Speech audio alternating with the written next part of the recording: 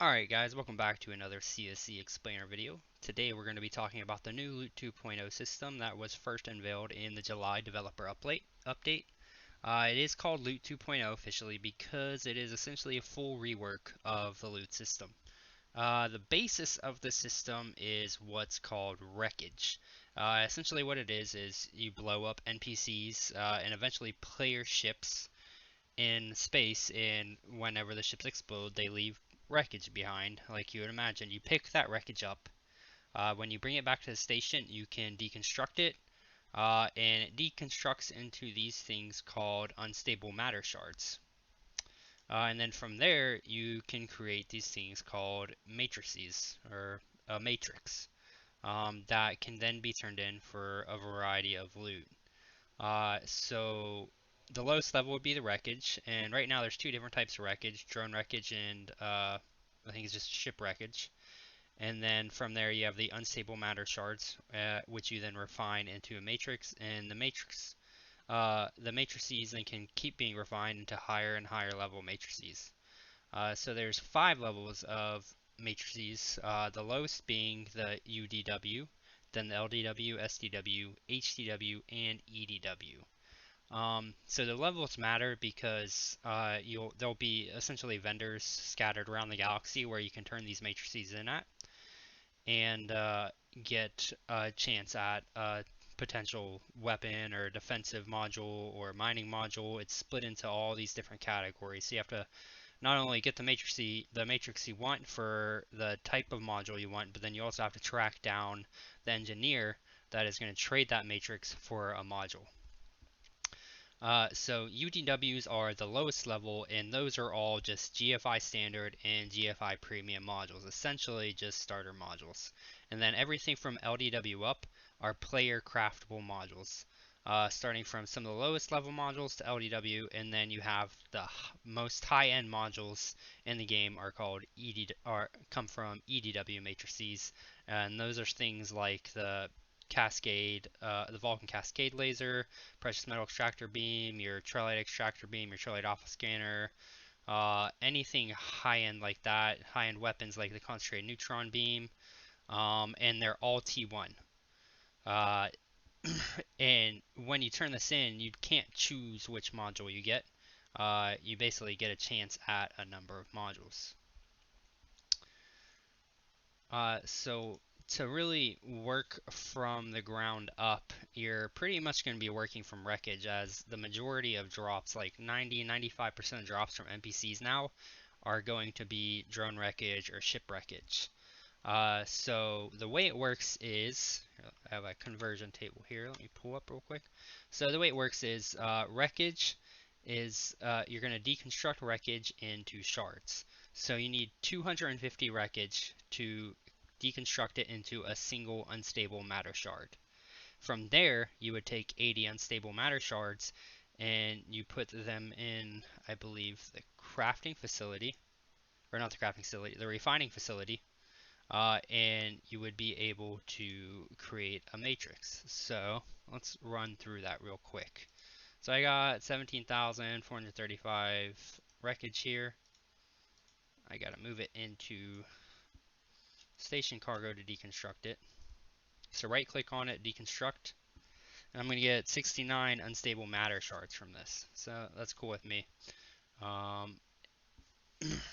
One thing to note, and what I should have just done, is I do not believe this returns the extra wreckage back to you yet. So what I should have done there is I should have split my stack into something that's divisible by 250, so I don't waste any, but I probably just wasted like 100 wreckage, which really isn't that big of a deal.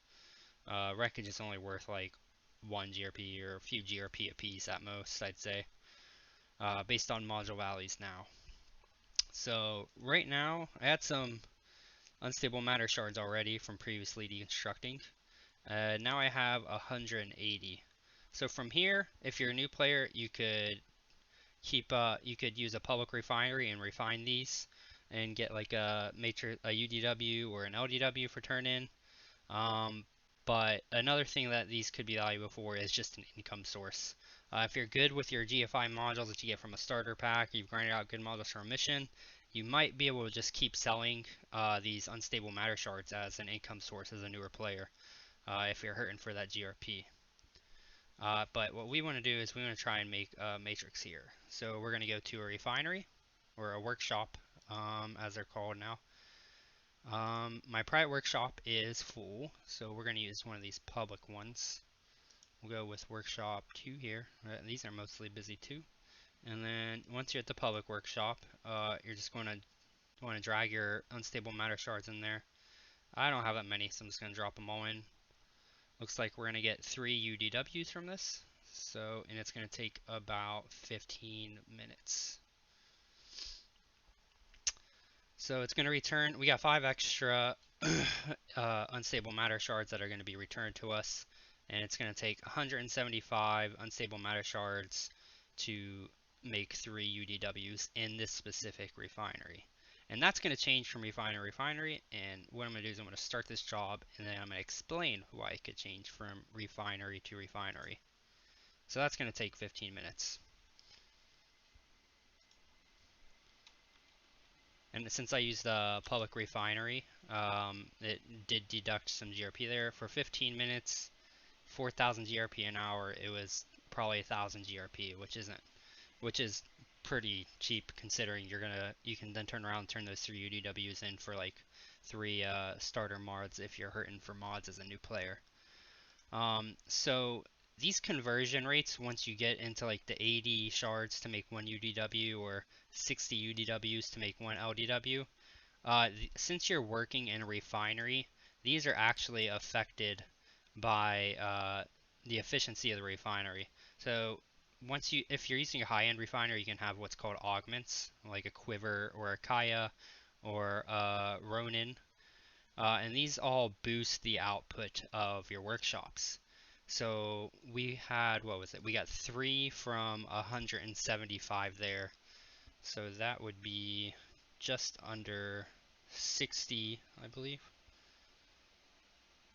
So that would be, yeah, just over 58 shards for 1 UDW. So you can see here the base rate is 80 shards UD to 1 UDW, but since we use the workshop that has augments in it, it only costs us about 58 shards to make 1 UDW. So it's a pretty good deal. And what you want to do when you're looking for workshops is if you go to one of the refining stations, there might be 100 workshops like this.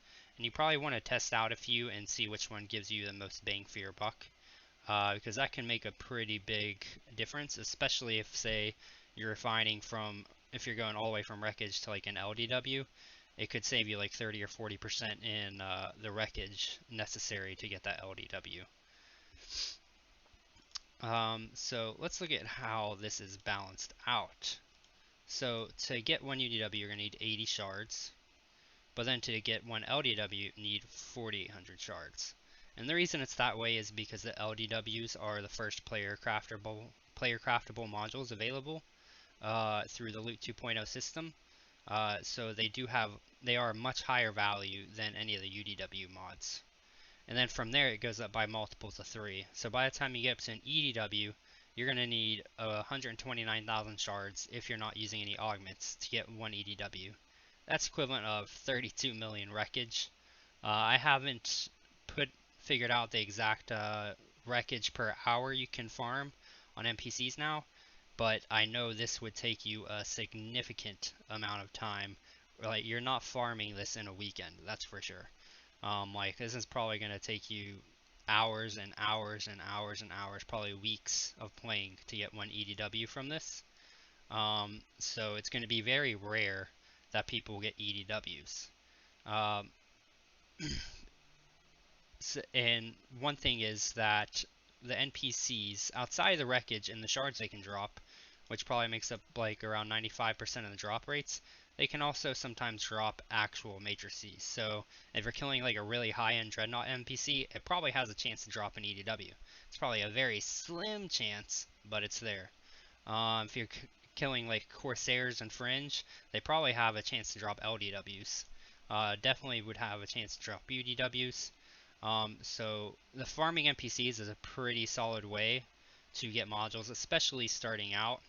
You can farm one UDW probably within like an hour or two of farming NPCs. And it's just a good way to equip your ship and stack up modules as you're running missions. Because you're kind of doing double duty there if you're running around doing missions and killing NPCs for those missions while also accumulating the wreckage. The other thing to note about this wreckage is it's pretty heavy. Where, I don't know if I have any left in, we can look it up in the item catalog. I want to say it's 500 kilograms per wreckage. So ship wreckage is 1200. Drone wreckage is 3200. So if you're out farming NPCs for wreckage, you're gonna fill up pretty quick. So that's another thing to keep in mind with the system is even if you can farm, even if like 3 million wreckage is only gonna be like a couple thousand NPCs, you're probably going to have to make a lot of trips back and forth in the station while killing those couple thousand NPCs. Alright, so we're back after the refining has completed, and we are now ready to claim our 3 UDWs.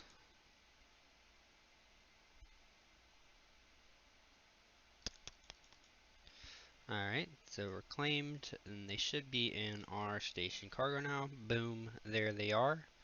So from here, you would either want to just hold on to these if you're looking to make higher level matrices, or what you can do is you can find an engineer to turn them into.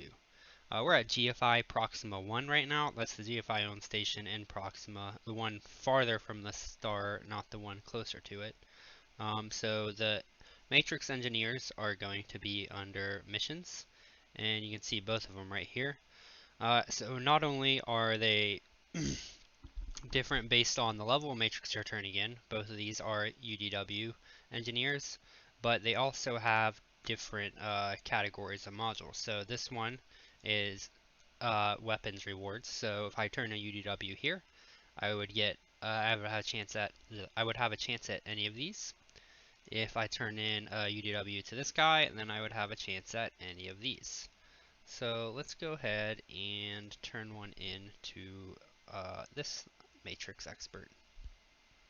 And we got a GFI premium turret, which is a pretty decent low power weapon. Oh, we don't need that.